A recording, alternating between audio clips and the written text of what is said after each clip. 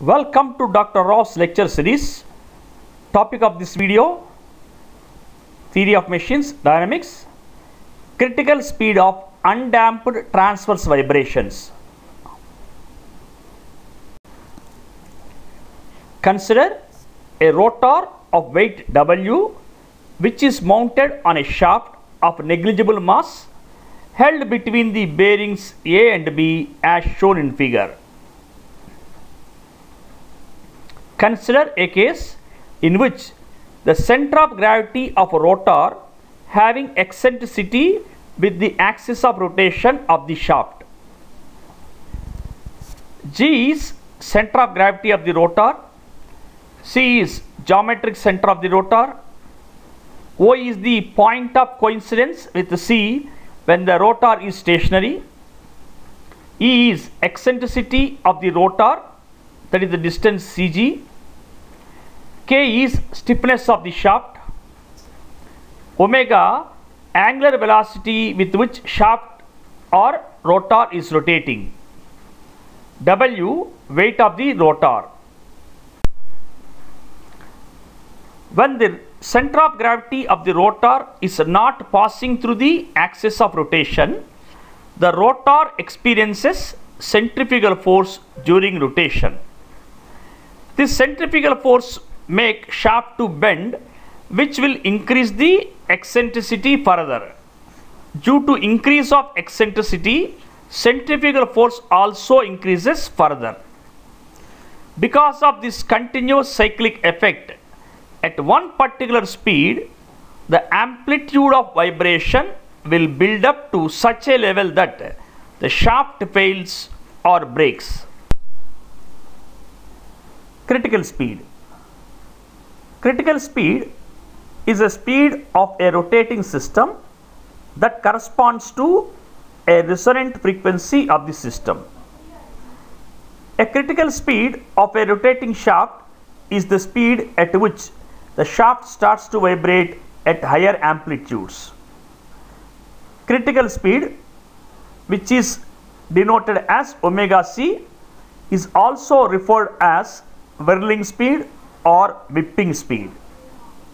The critical speed depends on eccentricity of the rotors with the axis of rotation of the shaft and the speed at which the shaft is rotating.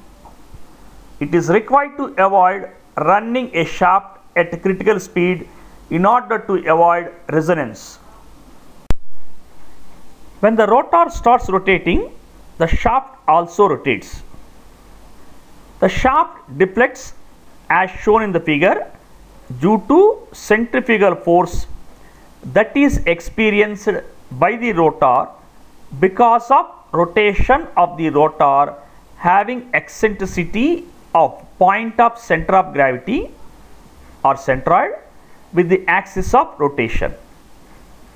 When the rotor rotates, the centrifugal force acts radially outwards through the point G.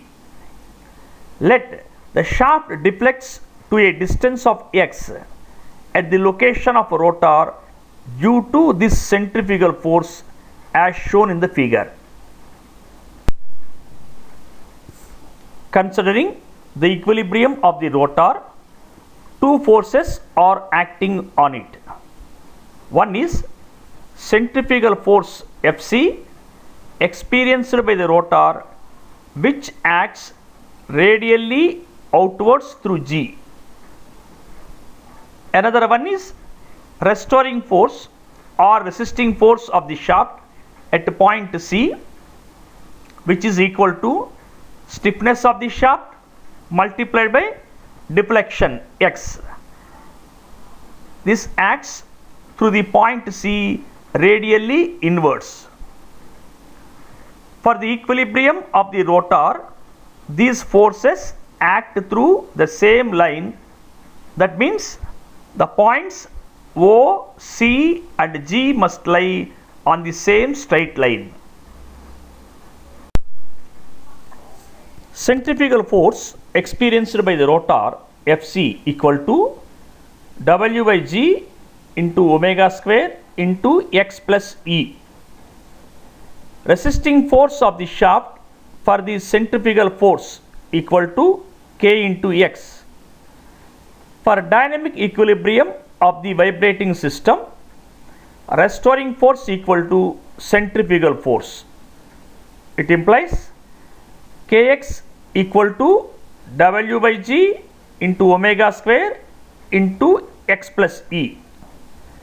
Rearranging the above equation, Kx minus W by G omega square into X equal to W by G omega square into E. By taking X as common in the left hand side of the equation, it implies X into K minus W by G omega square equal to W by G omega square E. The ratio of X by E equal to W by G omega square divided by K minus W by G omega square. Taking W by G omega square common in the denominator and simplifying, the ratio of X by E equal to 1 by K into G by W omega square minus 1,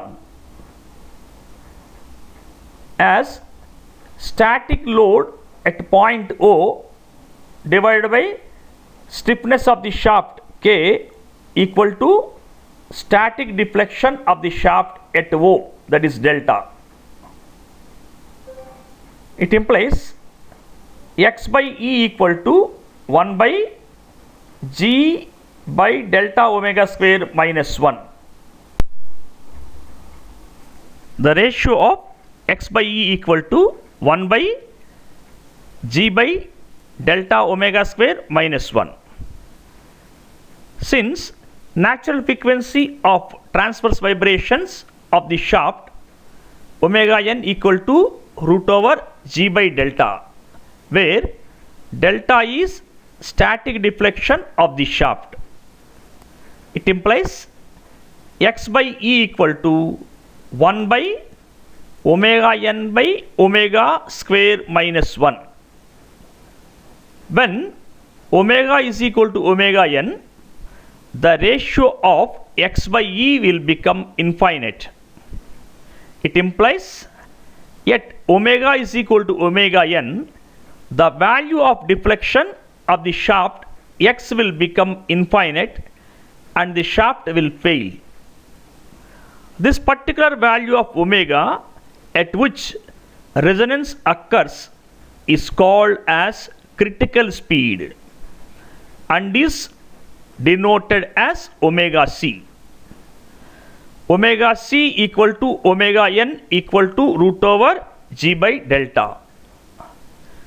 Omega c equal to 2 pi nc, where nc is critical speed of the shaft in RPS, revolutions per second. It implies nc equal to 1 by 2 pi root over G by delta.